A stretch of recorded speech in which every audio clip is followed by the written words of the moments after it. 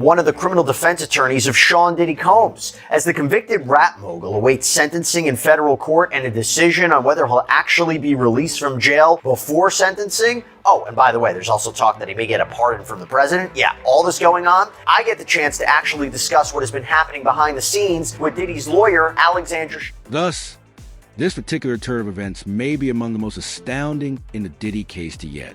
As the verdict seemed to be the end of the story, Diddy's legal team appeared and completely changed the course of events. We've never done here on Sidebar. For a show that has covered every aspect of Sean Diddy Combs' criminal case, we are about to speak with one of his defense attorneys, Alexandra Shapiro. She is part of his legal team at trial. And the trial, by the way, that ended with Combs acquitted of the most serious charges: racketeering conspiracy, sex trafficking. He was convicted of 2 counts of transportation to engage in prostitution. They call these the Mann Act violations, moving women and men across state lines for the purposes of commercial sex work. Now, we have talked about Alexandra Shapiro before. She was the attorney, for example, who argued for admitting that video of rape accuser Mia wishing Combs a happy birthday after the alleged assault. She played a key role in this case. And with questions about could Combs' convictions be thrown out, what could he be sentenced to, will he make bail before he's sentenced, can he get a presidential pardon, this feels like a great opportunity to get some insight into all this and certain aspects of the trial, like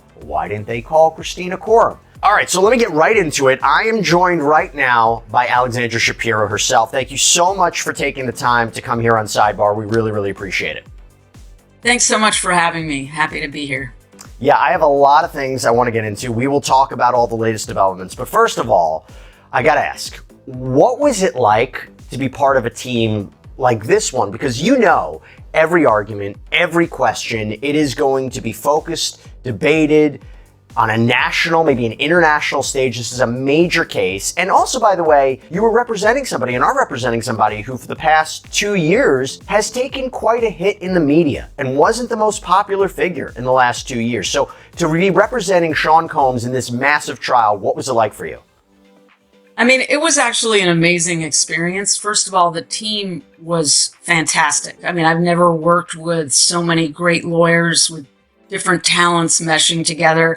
And it was great after I've been working on this case since last September, dealing with the client being just bashed in the media, bashed by a ton of frivolous civil lawsuits that just sort of whipped up the hysteria against him. It was great to finally be able to help him have his day in court. And so the actual witnesses could be heard, and we had a chance to really expose a lot of the truth of what was really behind all of this.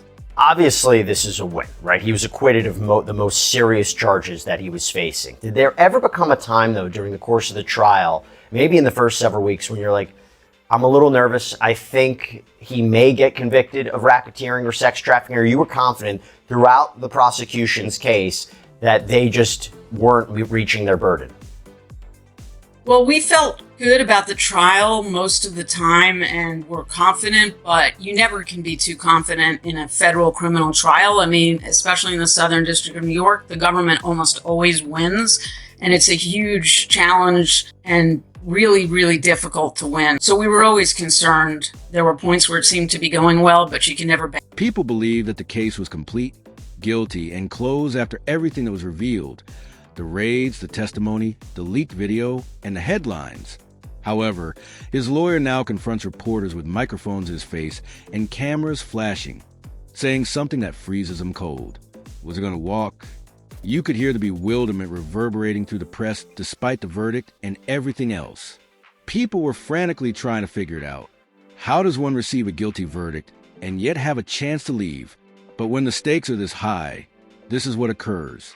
When the defendant is a titan, not just a famous person, someone who has amassed a fortune, acquired influence, and established relationships that go far beyond music. There is more to this than one man in a courtroom. The system is at issue here. Additionally, this attorney is well versed in how to operate within it. Let's be clear, building the case against Diddy took time. It has been developing for years. And something about the defense's argument. Was the defense's argument, hey, all the people who testified against Sean Combs were not being truthful, or were taking their accounts, were listening to their accounts, and what they're saying just didn't amount to a federal crime? Is it a mixture of both? Just trying to understand what the argument was. I mean, I think it was a mixture. It depended on the witness, and a lot of the witnesses were telling the truth, but the truth didn't hurt Sean. It helped him. There were some people who were shading the truth. The great thing about it was there was a ton of evidence in written communications that people had created at the time, all these text messages. There were videos, and that really helped us expose the truth because these were things that had been recorded this is what people were, the girlfriends, others were saying to Sean at the time of the events in question. And so, there was really no way for the witnesses or the government to hide what was in the written documents. Now, I will tell you, if you had been following what we've been doing here in Sidebar, Law and Crime, we call balls and strikes. So there were, during the course of the trial, we would say, this was the strength of the prosecution, this was the strength of the defense. There was such effective cross-examination of these key witnesses that we all kind of wondered, was the defense going to call any witnesses?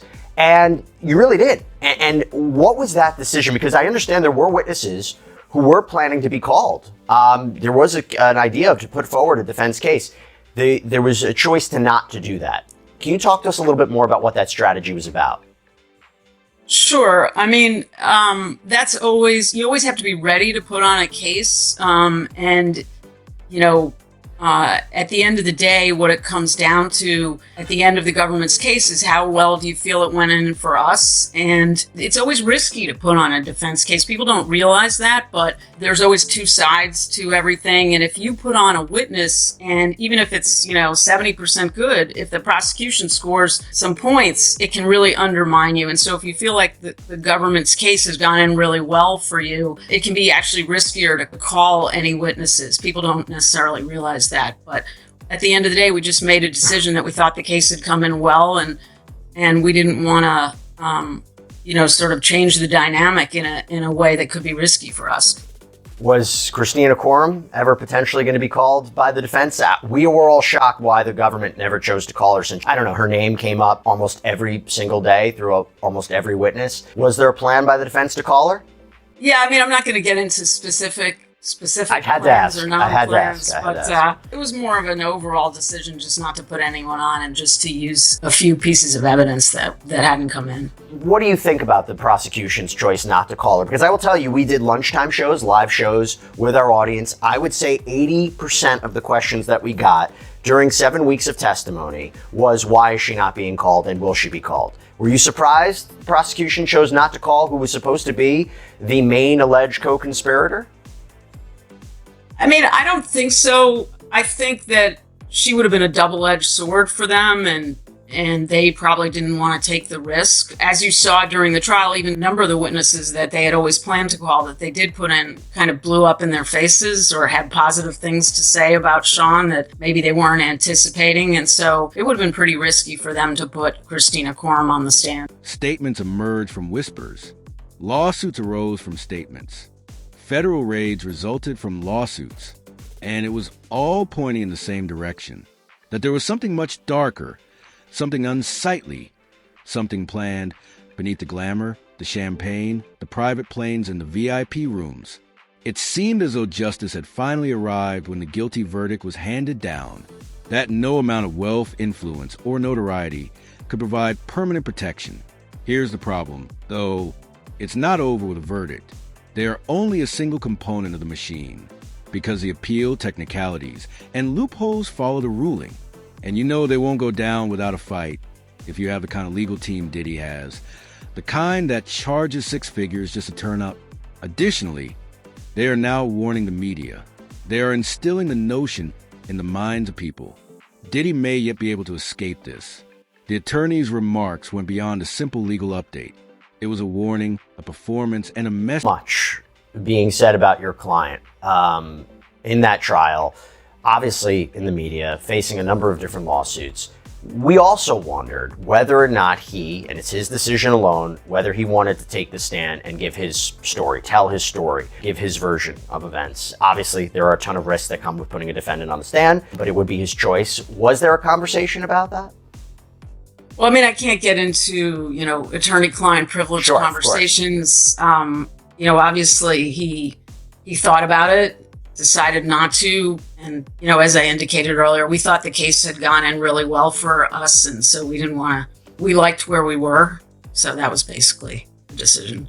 Now, the big news, a lot of big news came out after the trial, was the firing of Maureen Comey, the lead prosecutor in this case. Now, there's obviously a political angle to it. There are comments that she has made, but I have to ask, you going head to head against her for so many weeks, months and before that, the firing of her, what did you make of that? I think it was unfortunate. She's a very well-respected prosecutor. We had good sort of professional relationships with her during the course of the trial. And, I don't really think it had anything to do with the trial, but I can't really say anything beyond that. It just, sure. Yeah. Okay, that's fair enough. Let's talk about something we can get into quite a bit. Let's talk bail. Okay, so we did a previous sidebar breaking down the defense's renewed motion for release, several arguments for why Sean Combs should be released on bail pending sentencing, acquitted of the most serious charges. There's no comparable case of someone who is convicted of the Mann Act alone and not engaging in sex trafficking or a prostitution for financial gain, and they would be locked up like this. Talked about the issues plaguing the MDC, how it is dangerous, how he's not a risk of flight, not a danger to the community. But do you think Judge Arun Subramanian is going to be persuaded by your letter, by your motion? Because obviously he specifically highlighted after the verdict your client's violence, how the defense asserted at trial that Combs was violent. Do you think he's going to have a change of opinion now based upon the legal papers? Well, I think we certainly hope so. And, as we pointed out in the papers, the unfortunate violence that occurred was mostly a really long time ago, other than the one incident in June that Jane testified to, which was kind of unusual. They had been together for 3 years. There had been no violence, and she essentially started the fight. I'm not excusing anything, but it was kind of a one-off, and I think the government really hadn't put in any evidence of any recent violence. The Intercontinental video, remember, that was almost 10 years ago.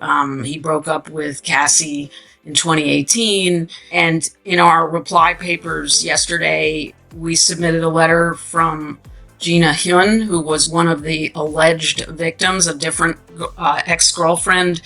And I think it was a pretty powerful letter about how Sean has changed, how she's not concerned about violence. She thinks he should be released on bail. So we're hoping that will persuade the judge, given everything else, particularly, as you noted, like the really, really unusual nature of this particular Mann Act conviction and the fact that he's already been in prison, or jail rather, for like 11 months. This case is a one-off to begin with, but we're not aware of any case like this with a Mann Act conviction where anyone's done that much time. He publicly stated unequivocally that there are grounds for appeal and that the verdict was tainted.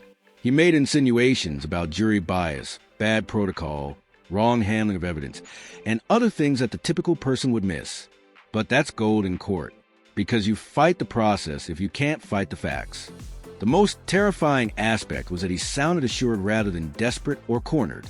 Confident, as if they had anticipated this outcome and were already 10 steps ahead, as if it had always been part of the plan. And that's where the conversation is. Not only lawyers, analysts, bloggers, or fans. According to former prosecutors, yeah, it's possible. This is really frightening, because guilt and innocence are no longer the only factors at play here.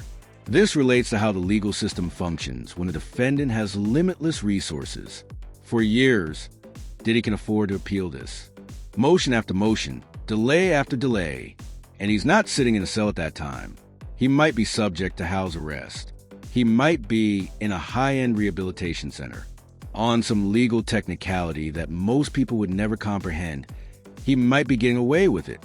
And now let's discuss the story. Tuition business for profit. Again, trying to distinguish between Combs' conduct and these cases. He never did any of this for profit, they argued. And they even cite the 1953 U.S. Attorney's Manual that says, quote, as a general rule, prosecution should not be instituted in the so-called non-commercial cases, And they claim the Department of Justice manual today, quote, makes clear that the prosecution of customers involved in an 18 U.S.C. 2421 offense, like Mr. Combs here, is now limited to prosecuting those who engage in commercial sex with victims of sex trafficking, in addition to those who otherwise perpetrate or facilitate human trafficking offenses. And in the absence of any sex trafficking charge, however, it is clear that the standalone Mann Act counts never would have been prosecuted. That seems true. I think you ask any legal expert, they will say if all the government had against Sean Combs was the transportation to engage in prostitution charges, just the prostitution charges, they probably wouldn't have gone after him. They coupled it with racketeering and they coupled it with sex trafficking. I agree with that. I don't think that they would have gone after him just for that. Anyway, the defense highlights how modern day prosecutions of Johns is really when you're talking about exploiting vulnerable foreigners who don't speak English well, which again is not the case here. And they highlight how the only potentially comparable case in New York is where you had a retired police officer and a former judge who apparently hired women to have sex with a male fraternal group called the Jesters. But Combs' attorneys say, while there was no profit there, there's no profit here, there was sex trafficking of those prostitutes. That's what's different. Again, Combs was acquitted of sex trafficking in this case. And here's the main point, quote, moreover, the cases which involve defendants similarly situated to Mr. Combs have been released on bond pending sentencing. In reviewing the cases across the country where the primary or sole conviction was for a violation of 18 U.S.C. 2421, the defendants who were not charged with running a prostitution business have been released pending sentencing. And then Combs' attorneys make another argument for why Combs' conditions are exceptional. And it's about him being locked up at the MDC. They say that a district court judge in the Southern District in another case basically said how bad the MDC is. As Judge Furman noted, the state of affairs at MDC is unacceptable. In so noting, Judge Furman concluded that the conditions in the MDC qualify as exceptional reasons under the statute justifying, and this was the defendant in this case, Chavez's continuing release. Judge Furman found that the conditions at the MDC are, quote, dreadful in many respects, but three warrant particular emphasis. 1. Continued reports of inordinate periods of lockdown. 2. Claims that the facility provides inadequate and or substantially delayed necessary medical care, a particular risk in this case. And 3. General issues about the conditions at the facility. These conditions have not abated in Mr. Combs' detention at the facility.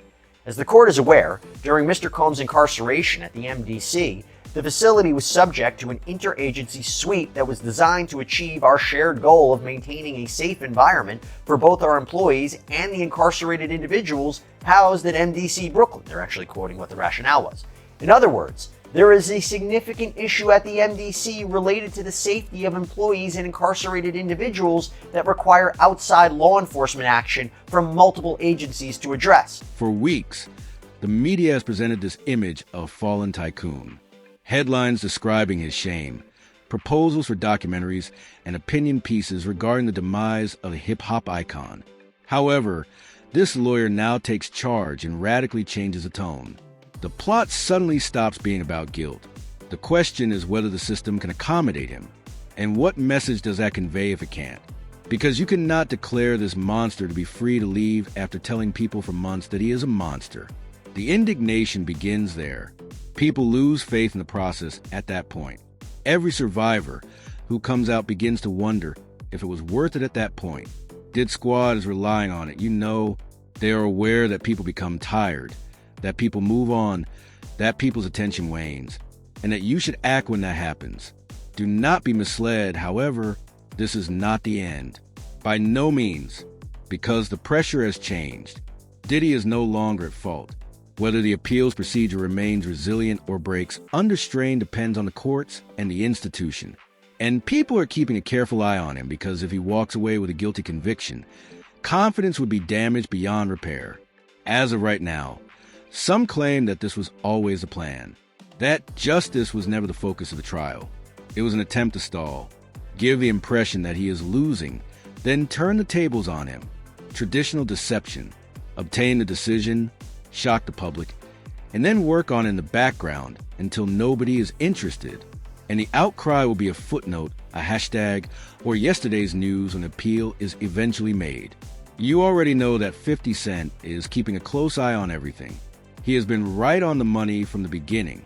He has been exposing the hypocrisy, making fun of the system, and dropping bombs. Has a significant law enforcement presence within its walls 24 hours per day that are equipped with investigatory and often unregulated authority. Thus, the requirement of outside law enforcement agencies to ensure safety within the MDC is an admission that serious violence, mayhem, and chaos is occurring within the MDC that requires more than a Band-Aid raid, but rather surgery. Indeed, we are aware of ongoing threats of violence and actual violence in the facility such that Mr. Combs' safety is constantly at risk. And they go on to argue, though Mr. Combs has been a model inmate for his nearly year-long period of confinement, the violent conditions are still very much a concern for Mr. Combs and is an unnecessary confinement risk given the clear precedent of multiple similarly situated Mann Act convictions where defendants were released on conditions. Now, the government, by the way, would probably disagree with that statement of him being a model inmate. Remember when they accused Combs of trying to arrange three-way phone calls and buying the use of other inmates' phone privileges to try to make sure the government wasn't listening in, that he was having these private conversations, that he was allegedly trying to contact witnesses in the case, that he allegedly orchestrated a birthday campaign to help his public image while he was locked up. So if we hear a government response, I'm sure they're going to say something about that. Then, the defense highlights he's not a risk of flight, he's not a danger to the community, which, by the way, I think are real key points here. But they seem to echo a lot of the same arguments that they have already stated to the court. And remember, they haven't been successful in the past. That he voluntarily came to New York last year to surrender himself to authorities, that he gave up his passport to his attorneys 6 months before his arrest, paid off his mortgage on his Miami home so it was free and clear for him to stay at while out on bond. He was just acquitted of the most serious charges that he was facing, which, by the way, carried decades, if not life in prison. That he's not a risk of flight. That's the basic argument. Now, when it comes to the danger argument, that is key. Why? Judge Subramanian had said after the verdict that the reason he was denying bail was because of Combs' violence. That his own attorneys admitted he was violent during the course of the trial. Well, here is what Combs' defense attorneys argue about that. Quote, the court noted that the defense admitted a history of domestic violence as to Miss Ventura and that he struck Jane twice in June 2024. However, we strenuously object that Mr. Combs poses a danger to the community, aside from a single instance on June 18, 2024, where Mr. Combs was provoked by Jane through her own acts of violence. There was no evidence of any acts of violence in the last 7 years. Indeed, the jury notably rejected the government's argument that the June 2024 incident constituted coercion when it acquitted Mr. Combs of the sex trafficking charge. Also, prior to his arrest in this case, Mr. Combs enrolled in a domestic violence program in which he participated until he was arrested and incarcerated in connection with this case. If released on conditions, Sean Combs will not be violent to anyone. As we said in court, this jury gave him his life back, and he will not squander his second chance at life, nor would he do anything to further jeopardize his 7 children not having a father and 4 of his children not having a parent at all. The court can fashion any set of conditions, and Mr. Combs will abide by any condition to make the court comfortable that Mr. Combs will not be violent toward any person. And that is when they propose the following bail package. That Combs will sign a $50 million bond secured by his home in Miami, that the bond will be co-signed by 3 financially responsible people, that Combs will reside in his home in Miami, that his travel will be limited to the Southern District of Florida, the Southern District of New York for attorney meetings, as well as airports that are necessary to travel. Furthermore, 50 won't hold back if Diddy does walk. He will ensure that everyone sees it for what it is. It was a failure of justice rather than a legal victory. Because this is the harsh reality. The rules change when you have enough money, attorneys, and political capital. Perhaps not for the typical individual, but for Diddy, they don't simply bend, they snap. And that was brought home by this lawyer's statement. A reminder that being guilty does not necessarily imply being lost. That power and punishment are not necessarily synonymous. We will now wait. It takes time to appeal. However, The seeds have already been sown. The concept exists, and Diddy's group will take it to heart. They will dispute about everything, from a font on the documents to the tone of the judge, because nothing is off bounds when you're battling for your life and your legacy. Did he understand the stakes? His reputation, his liberty, his wealth, and his empire. If he even partially defeats this, it will send a message to all the influential figures in business, music, and Hollywood. If you have the correct team, you can get through anything. But for the time being, the world observes, irate, perplexed, and worn out, wondering how justice can seem so fleeting. And if the lawyer comes out of the next press conference grinning and saying, "Told you so," in the meantime, Diddy follows him straight out the door, and it will be more than just a headline if he walks. When you have enough power, even guilt isn't absolute in America. This will be a moment, a cultural reset, and many folks aren't